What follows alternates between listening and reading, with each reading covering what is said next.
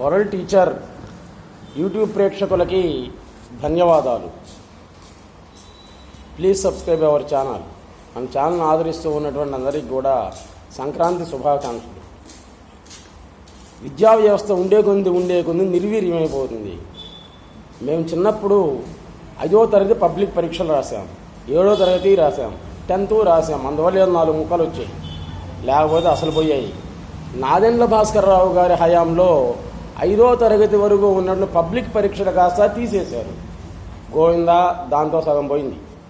ఆ తర్వాత కోట్ల విజయభాస్కర్ రెడ్డి గారి హయాంలో 7th క్లాస్ పబ్లిక్ కూడా తీసిపడేది, ఇంకొంచెం పోయింది. తర్వాత ఉండి ఇప్పుడు 10th క్లాస్కే ఉన్నారనమాట.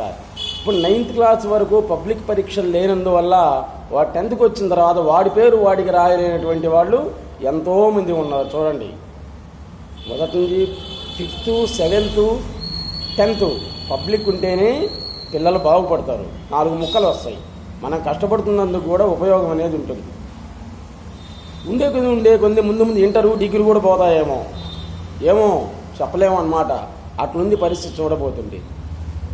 ఈ సంస్కృతం తెలుగు వాళ్ళకి అన్నం పెట్టినటువంటి వాళ్ళు ఎవరో తెలుసా? అసలు మహానుభావుడు, నవరస నటన సార్వభౌముడు నందమూరి తారక రామారావు గారు అంటే ఎటువంటి సందేహమే లేదు. సంస్కృతం ఎందుకు చదువుకున్నామని బాధపడేవాళ్ళు, అటువంటి వాళ్ళకి ఆయన అన్నం పెట్టాడు పాపం. Residential schools, APR schools, model schools, Navodaya schools ఇలాంటివన్నీ కూడా ప్రవేశపెట్టి వాళ్ళకి వృత్తిని కల్పించాడు. సంస్కృతం తెలుగు రెండు నాకు 2 కళ్ళు అని చెప్పాడు. ఎన్నటి వాటి విలువ ఆయన తెలుసు కాబట్టి. అలాగే ఇప్పుడు మన ప్రీతమ ముఖ్యమంత్రి నారా చంద్రబాబు నాయుడు గారు కూడా ఏమన్నారంటే, ఇంతకుముందు మన దేశం తెలుగు దేశం, మనం తెలుగు వాళ్ళం కాబట్టి తెలుగు భాషకు ఎటువంటి అన్యాయం రానివ్వం. పైగా తెలుగు భాషకు మూలమైనటువంటి సంస్కృత భాష, సంస్కృతం తెలుగు కూడా 2 కళ్ళ లాంటివి మనకు. కాబట్టి ఎటువంటి వాటికి ఇబ్బంది లేదు అని ఇంతకుముందు ఎన్నోసార్లు కూడా హామీ ఇచ్చారు. ఇప్పుడున్నటువంటి వాళ్ళలో చాలామంది ఇంటర్మీడియట్లో 10thలో కూడా సంస్కృతం తెలుగు చదువుకున్నటువంటి వాళ్ళే. అవి లేకపోతే మోరల్ వాల్యూస్ లేవండి, డౌట్ లేదు. అంతా ఇంగ్లీష్ మీడియం అని తెలుగు సంస్కృతాలను చిన్న చూపు చూసినట్లయితే అసలే మోరల్ వాల్యూస్లే పడిపోతున్నాయి. ఉండేవి అవి కూడా ఉండవు అన్నమాట. మీరు ప్రవేశపెట్టేటైతే ఇంకో కొత్త భాషను ప్రవేశపెట్టండి. నిన్న కృతికా శుక్లా గారు, ఇంటర్మీడియట్ బోర్డు డైరెక్టర్ గారు సంచలనమైన ప్రకటన చేశారు. ఇంటర్మీడియట్ 2 సంవత్సరాలు పబ్లిక్ ఉండదు, ఒకే సంవత్సరం, 2వ సంవత్సరం వాళ్ళకే పబ్లిక్ అనేటువంటివి చెప్పారు.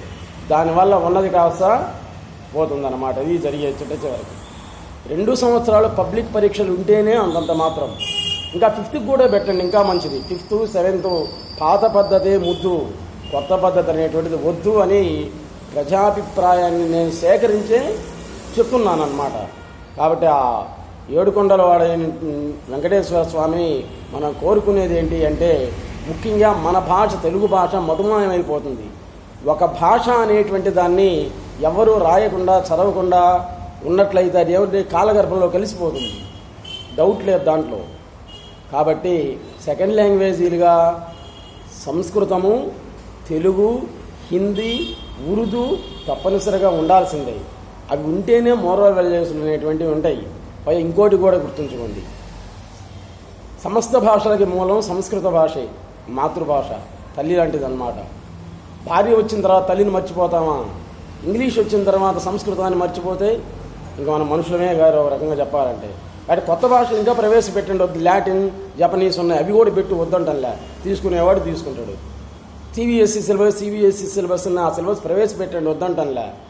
కాబట్టి నందమూరి తారక రామారావు గారి ఆత్మ ఘోషిస్తుంది, సంస్కృతానికి తెలుగు అన్యాయం జరిగినట్లయితే అంటే ఒక్కసారి దీనికి ప్రజాభిప్రాయ సేకరణ అనేటువంటి అవసరమే లేనే లేదు. నిజానికి కొత్త భాష ప్రవేశపెట్టు, పాత వాటిని రద్దు చేయకూడదు.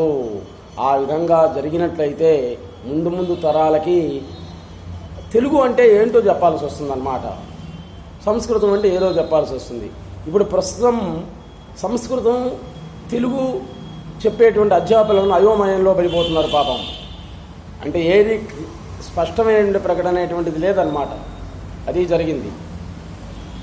కాబట్టి సంస్కృత సెకండ్ లాంగ్వేజ్లో సంస్కృతం, తెలుగు, హిందీ, ఉర్దూ ఉండాల్సిందే తప్పనిసరిగా. అవి లేకపోయినట్లయితే చాలా ప్రమాదం అనేటువంటిది ఏర్పడుతుంది. పైగా అమ్మ, అక్క, చెల్లి, తమ్ముడు, అన్న, తమ్ముడు, గురువు, దైవం అనేటువంటి బంధుత్వాలు ఇట్లాంటివన్నీ ఉన్నాయంటే ఒక సంస్కృత భాష వల్లే. ఇప్పుడు మీరు అనుకునే సైన్స్ చూడండి, ఈ సైన్స్ మొత్తం కూడా దేనివల్ల కనిపెట్టాడు వాడు? బ్రిటిష్ వాడు సంస్కృతం వల్లే. వాళ్ళే చెప్పారు సంస్కృత భాషకు మించినటువంటి భాషే లేదు. స్వామి వివేకానంద కూడా చికాగో సమావేశాల్లో అదే చెప్పాడు. నా దేశంలో ఉన్న సంస్కృత భాషను నాకు వచ్చు.